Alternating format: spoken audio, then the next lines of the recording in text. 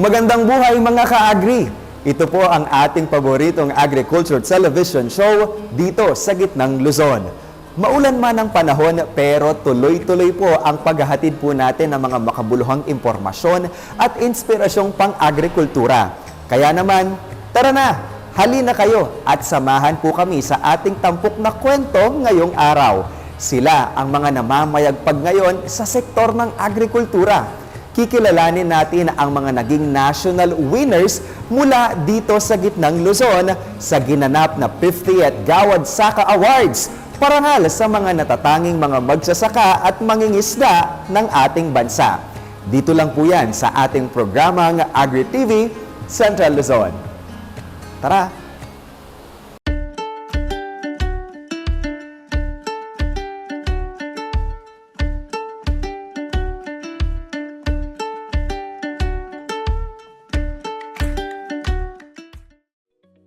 Si Dr. Junicio de Guzman Alvendia ay mula sa pamilya ng mga magsasaka at lumaki ring isang magsasaka. Kaya naman, sa murang edad pa lamang ay namulat na siya sa mga problema sa bukid gaya ng mga sakit sa pananim. Dahil dito, nagpakatalubhasa si Dr. Alvendia sa iba't ibang pamantasan upang masugpo ang mga ito at tumuklas ng mga natural na pamamaraan upang mas lalong maging produktibo ang mga magsasaka. Actually kasi nung mga 70s pa yan, pumipila ako sa bilihan ng bigas. Kasi during that time, may pera ka, wala kang mabili. So, tumatak sa isip ko, ano bang naging problema? So, may mga nakausap akong mga farmers, doon umatake yung tungro disease. Nung tumatak sa isip ko yan, ano ba yung tungro?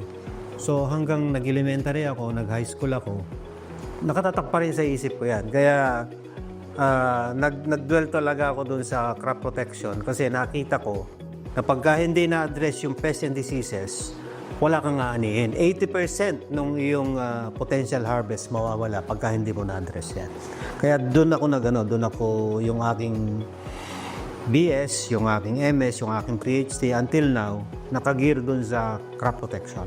Nagsimula sa Philippine Center for Post-Harvest Development and Mechanization of PhilMec bilang isang research aide noong 1985. At dahil sa kanyang sipag at sigasig sa loob ng halos 40 taon, patuloy siyang umangat sa karera at ngayon Director for na ng PhilMec. Siya rin ang kauna-unahan at nag-iisang Scientist 4 ng ahensya na may specialization sa post-harvest pathology, mycology, agricultural science, at microbiology. Bilang patunay sa pagpupunyagi ni Dr. Alvendia, narito ang kanyang halos di mabilang na high-impact at solution-driven scientific work sa loob at labas ng bansa. Ito ay naging reference ng hindi mabilang na mga mananaliksik at nakakuha ng higit 2,000 citations sa iba't ibang scientific journals. Dahil dito, ay umani ng iba't ibang parangal si Dr. Alvendia, gaya ng Gerardo O. Ocfemia Outstanding Plant Pathologist Award in Research noong 2015, the Outstanding Filipino Award for Agriculture noong 2021, at Presidential Lingkod Bayan Award noong 2022, ang pinakamataas na parangal sa mga kawani ng gobyerno. Dalawa sa pinakamahalagang produkto ng pananaliksik ni Dr. Alvendia ay ang DGA-02 o ang strain ng Trichoderma harzianum na may patent grant na, at ang DGA-14 o ang strain ng Bacillus amyloliquefaciens na may patent application naman. Ang mga ito ay microbial control agents na napatunayang epektibo laban sa banana crown rot disease. Nakapag-publish rin ng libro si Dr. Alvendia, 3 rito ay international ang circulation sa paglilimbag ng Lampert Academic Publications at ang isa naman ay sa paglilimbag ng PhilMec. Lahat ito ay may copyright registration na. Si Dr. Alvendia ay nakakuha rin ng mga research grants na aabot sa 10 milyong yen mula sa iba't ibang institusyon sa Japan at project grant na aabot sa $6 million mula naman sa Republic of Korea. Liban dito, Naging instrumento rin ang inisyatibo ni Dr. Alvindia sa pagtatayo ng nasa halos $3 million na machinery complex sa Cabanatuan sa Nueva Ecija. Samantala, patuloy naman ang paglilinang ni Dr. Alvindia sa kanyang kakayahan sa pamamagitan ng paglahok sa iba't ibang fora, seminars, congress, workshops sa loob at labas ng bansa. Si Dr. Alvindia rin ay nagpatupad ng mga impactful projects sa Filmec na nagbigay daan sa pagkakatuklas niya ng kanyang mga patent at mga produkto. Liban dito, siya rin ay nanguna sa mga malalaking programa ng Department of Agriculture, ang Philippine Integrated Rice Program, kung saan siya ay naging direktor mula 2019 hanggang 2021. Ito ay nagbunsod ng record-breaking rice productions ng Pilipinas. Samantala, siya rin ang tagapanguna ng Filmec sa pagpapatupad ng RCEP Mechanization Program, isang multi-billion program na nagpapamigay ng mga libreng makinarya sa mga samahan ng magsasaka. Napababa nito ang production cost at post-harvest losses at nakapagbigay ng agro-enterprises sa mga farmers, cooperatives, and associations. Dr. Dionisio G. Alvindia rose from the run. He started his career at Filmec in 1980s and under the National Post-Harvest Institute for Research and Extension. And I used to work with him during those days. We work at the Food Protection Department and of course several projects. We had taken several of those projects. With regards to current activities being implemented by Filmec, particularly the Rice Competitiveness Enhancement Fund, si Dr. Alvindia po ang ating prime mover, ang ating pong utak sa lahat ng mga activities na ginagawa natin dito sa Filmec. Yung ating mga farmers cooperative and association, nagkaisa sila and sila po inabigyan natin ng suporta.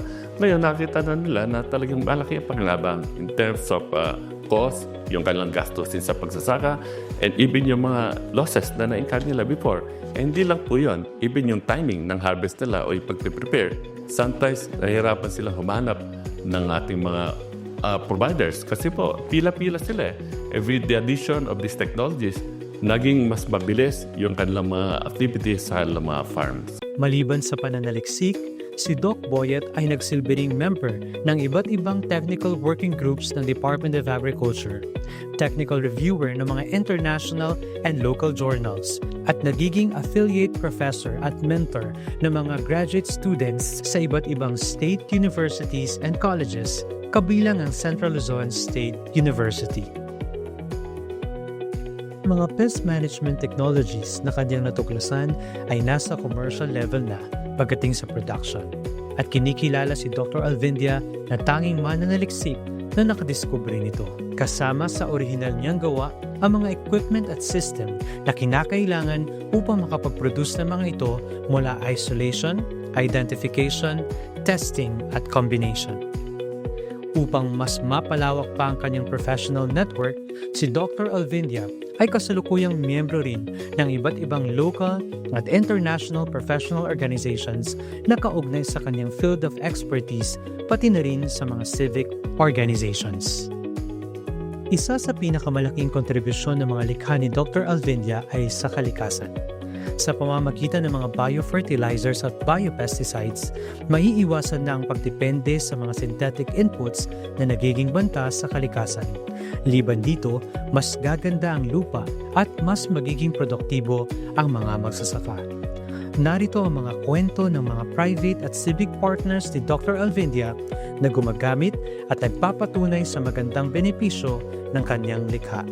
Doon po sa produkto ni Dr. Alvindia na nagamit namin, ito po yung Magic Grow. So nung gumamit po kami niyan, sir, makikita mo yung improvement kasi land preparation pa lang base sa advice ni Dr. Alvindia, in-apply na po namin yung Magic Grow. So iba po yung naging paglaki kumpara dun sa walang in-apply na Magic Grow. So dun sa pagdating po ng harvest naman, mas marami, sir, talaga. At mas firm yung bulb niya. At pagdating naman din po sa storage, sir, mas matibay po. Kaya yung pong ginawa ni Doc Alvindia, malaki po talaga yung naging tulong sa aming mga magsisibuyas. Sa paggamit ng Magic Grow, nakita po namin na maganda ang epekto nito sa pagtatanim ng palay. Unang-una, napapaganda niya yung lupa, natutulungan niyang lumaki ng maganda ang ating tanim na palay and dumadami ang nagiging suhi din na ating palay. So malaking tulong din yan kasi yun sa ani, nakakatulong din siya na tumaas ang ani. So yung dati na nakita namin na umaani ng mga 5 tons, ngayon umaani na siya ng more than 6 tons sa paggamit niya ng produkto ng Magic Grow. Yung Magic Kill yung aming nasubukan during yung pag-atake ng fall armyworm sa aming mga maisan. At meron din mga farmer na lumapit sa amin para magpatulong ano yung mabisang paraan sa pag-control ng fall armyworm. So, ang nai-recommenda namin dyan yung Magic Kill, which is very effective, no? Sa control ng fall armyworm. So, hindi lang yon, hindi lang effective siya, kundi safe kasi yun nga, hindi siya chemical, natural na pamamaraan ng pagpuksa sa peste, no? Especially yung fall armyworm. Bali, ang ginagamit po namin ay Magic Grow na tumutulong sa wastewater po namin para matanggal po namin yung mga pollutants. Bali, kine-check po namin yung COD, DOD, ammonia, nitrate, phosphate, tsaka pH po.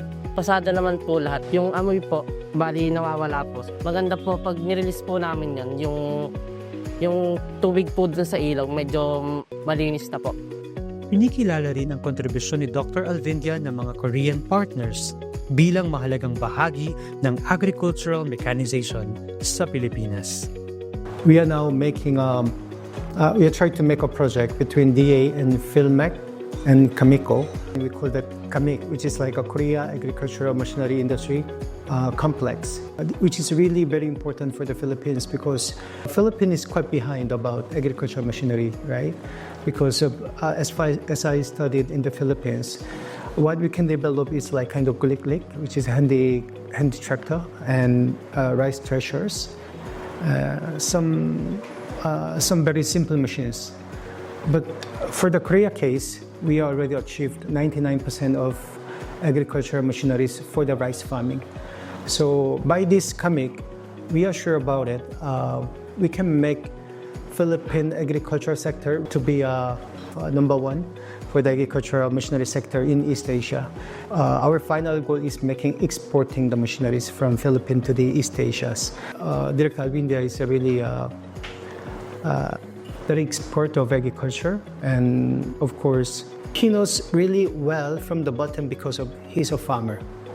It's because of that, and it makes really good correlations. He's a farmer, he's a scientist, and he knows also machines very well. Ito ang kontribusyon ni Dr. Alvindia hindi lamang sa sektor ng pagsasaka, kundi pati na rin sa Sustainable Development Goals na itinakda ng United Nations, gaya ng Zero Hunger, Responsible Production and Consumption, Good Health and Well-being, at iba pa. Sa akin kasi, minsan lang tayo mabubuhay dito sa mundo. Let's make legacy out of ourselves.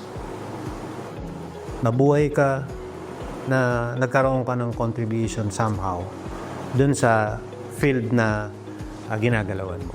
So yun, honesty on your data, focus, and have passion. Love your work. Yun lang. Ito ang kwento ni Dr. Janicio G. Alvindia.